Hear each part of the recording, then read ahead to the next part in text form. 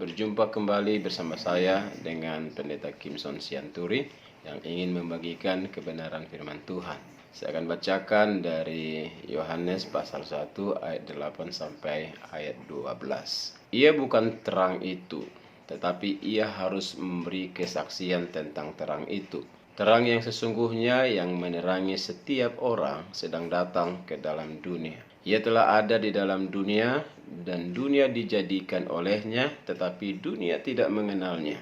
Ia datang kepada milik kepunyaannya, tetapi orang-orang kepunyaannya itu tidak menerimanya. Tetapi semua orang yang menerimanya diberinya kuasa supaya menjadi anak-anak Allah, yaitu mereka yang percaya dalam namanya. Bapak, Ibu, Saudara yang dikasihi Tuhan, di dalam ayat ini kita menemukan bahwa Yesus Kristuslah terang itu, dan Yesus sudah ada sebelum dunia dijadikan. Jadi, apakah kita masih memungkiri bahwa Yesus itu adalah Allah? Karena sebelum dunia dijadikan, Yesus Kristus itu sudah ada. Nah, sebelum dunia ini dijadikan, pribadi siapa yang sudah ada? Hanya satu, yaitu Allah. Allah sebagai pencipta. Allah yang menjadikan langit dan bumi lewat firman-Nya. Yesus ini yang telah datang ke dunia.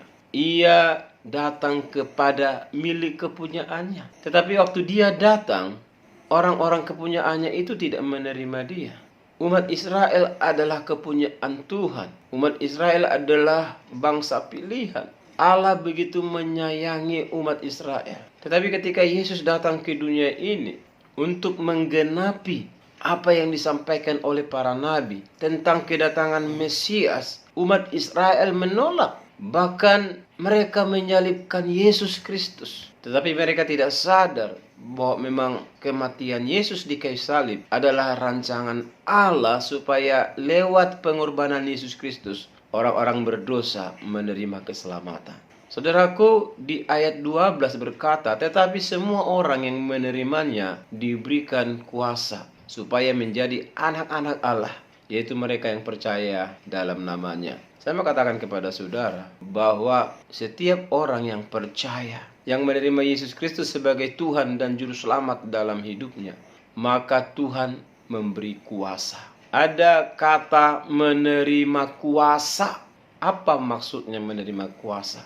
Kata kuasa di dalam kata aslinya disebut exousia, yang artinya hak istimewa. Ada hak istimewa bagi orang-orang yang percaya dan menerima Yesus sebagai Tuhan dan Juru Selamat. Dan hak istimewa ini tidak diberikan kepada orang lain, tidak diberikan kepada orang-orang yang tidak percaya kepada Dia. Sekarang pertanyaannya, apa saja hak istimewa yang Tuhan janjikan ini? Hak istimewa yang dijanjikan Tuhan adalah yang pertama, jaminan pemeliharaan Allah. Jaminan pemeliharaan Allah selama kita ada dalam dunia ini. Di dalam Matius pasal 6 ayat 26 berkata, pandanglah burung-burung di langit yang tidak menabur dan tidak menuai dan tidak mengumpulkan bekal dalam lumbung, namun diberi makan oleh Bapamu yang di sorga. Bukankah kamu jauh melebihi burung-burung itu? Nah, saudaraku, ini sebuah jaminan pemeliharaan Allah bagi orang-orang yang percaya kepada Kristus, bahwa Tuhan akan memelihara melebihi segala sesuatu. Burung saja tidak pernah menabur, bunga bakung tidak pernah bikin apa-apa, tapi dipelihara Tuhan. Saudaraku, kalau saudara adalah orang Kristen yang menerima Yesus sebagai Tuhan dan Juru Selamat dalam hidupmu, maka engkau tidak perlu khawatir. Engkau hanya percaya akan janji Tuhan, lakukan tugasmu sebagai anak-anak Tuhan, engkau mengerjakan bagianmu, maka Tuhan pun akan mengerjakan bagiannya. Hak istimewa yang kedua yang diberikan Tuhan kepada orang percaya adalah diberikan Roh Kudus untuk mendampingi kita, menyertai kita. Di dalam Yohanes 14 ayat 16 berkata, aku akan minta kepada Bapa dan ia akan memberikan kepadamu seorang penolong yang lain, supaya ia menyertai kamu selama-lamanya, yaitu Roh kebenaran. Dunia tidak dapat menerima dia sebab dunia tidak melihat dia dan tidak mengenal dia. Tetapi kamu mengenal dia sebab ia menyertai kamu dan akan diam di dalam kamu. Saudaraku, diberi Roh Kudus, Roh Allah yang hidup. Roh Kudus disebut Parakletos. Kalau ada dua kayu patah, terus kayu itu disambung. Penyambung inilah disebut Parakletos.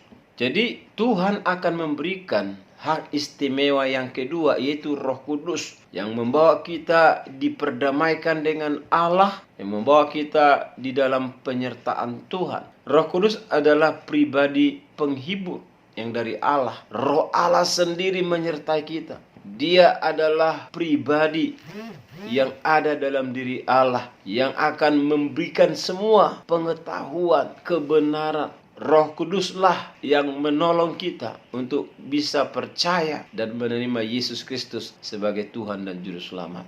Roh Kudus punya peranan penting. Dia seorang penolong. Dia menghibur kita. Dia menguatkan kita. Dia memberikan kebenaran di dalam diri kita. Jadi kalau kita tidak tahu apa yang harus kita lakukan, bahkan urusan berdoa pun, Alkitab berkata, sesungguhnya kamu tidak tahu bagaimana cara berdoa. Tetapi Roh penolong itu, Roh Kudus, akan membantu kamu menyampaikan doamu dengan keluhan-keluhan yang tak terucapkan. Roh Kudus akan menolong kita bagaimana kita harus berdoa. Dia akan menolong kita menyampaikan doa-doa kita dengan keluhan-keluhan yang tak terucapkan. Artinya pribadi Roh Kudus adalah pribadi yang begitu dekat dengan kita orang-orang percaya.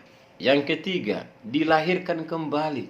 Ini adalah hak istimewa orang-orang percaya bahwa dia dilahirkan kembali. Di dalam 1 Petrus pasal 1 ayat 23. Karena kamu telah dilahirkan kembali bukan dari benih yang fana, tetapi dari benih yang tidak fana oleh firman Allah yang hidup dan yang kekal. Sebagai orang percaya, kita diberi hak istimewa di mana kita dilahirkan kembali. Yang lama sudah berlalu, yang baru sudah datang, dan kita dijadikan baru di hadapan Tuhan. Itu sebabnya kalau kita dilahirkan menjadi manusia yang baru, maka bersikaplah, hiduplah selayaknya manusia baru. Tinggalkan semua sifat-sifat duniawi. Tinggalkan sifat-sifat kedagingan, sebab sifat-sifat kedagingan ini akan membuat kita sulit untuk melangkah. Sebagai manusia yang dilahirkan kembali menjadi manusia baru, maka kita harus berjuang menghidupi di dalam Roh Kudus. Kita dilahirkan kembali oleh karena kebenaran firman Allah. Karena firman Allah itu hidup dan kekal. Firman Allah itu telah melahirkan kebenaran dalam diri kita. Dan ini menjadi kebahagiaan orang-orang percaya, bahwa dia bukan manusia yang lama lagi, tetapi manusia yang baru karena telah dilahirkan di dalam firman Tuhan. Dilahirkan menjadi anak-anak Allah. Yang terakhir, yang keempat, hak istimewa kita sebagai orang percaya, dikatakan bahwa Allah turut bekerja untuk mendatangkan kebaikan. Roma 8 ayat 28. Kita tahu sekarang bahwa Allah turut bekerja dalam segala sesuatu untuk mendatangkan kebaikan bagi mereka yang mengasihi Dia, yaitu bagi mereka yang terpanggil sesuai dengan rencana Allah. Ini adalah hak istimewa. Tuhan turut bekerja untuk mendatangkan kebaikan di dalam hidup kita sebagai orang percaya. Tidak perlu ragu masa depanmu, tidak perlu ragu di dalam keadaanmu. Sekiranya kau punya beban, punya pergumulan, apapun masalahmu, serahkan kepada Tuhan. Sebab Alkitab berkata bahwa Allah turut bekerja mendatangkan kebaikan. Jangan langsung pesimis, jangan langsung negatif dulu. Kalau engkau menghadapi masa-masa yang sulit hari-hari ini, ingatlah bahwa Allah turut bekerja di dalam diri saudara. Dia akan membelamu, Dia akan memperhatikanmu, Dia akan menolongmu dalam setiap kesusahan yang kau hadapi. Karena kehadiran Allah akan mendatangkan kebaikan bagi orang-orang yang percaya. Saudaraku, 4 hal ini menjadi hak istimewa yang Tuhan berikan kepada kita sebagai orang percaya. Yang pertama, tentang jaminan pemeliharaan Allah. Yang kedua, Dia berikan Roh Kudus. Yang ketiga, dilahirkan kembali menjadi manusia yang baru. Dan yang keempat, Allah bekerja mendatangkan kebaikan. Kiranya renungan ini menguatkan saudara. Shalom, Tuhan Yesus memberkati. Amin.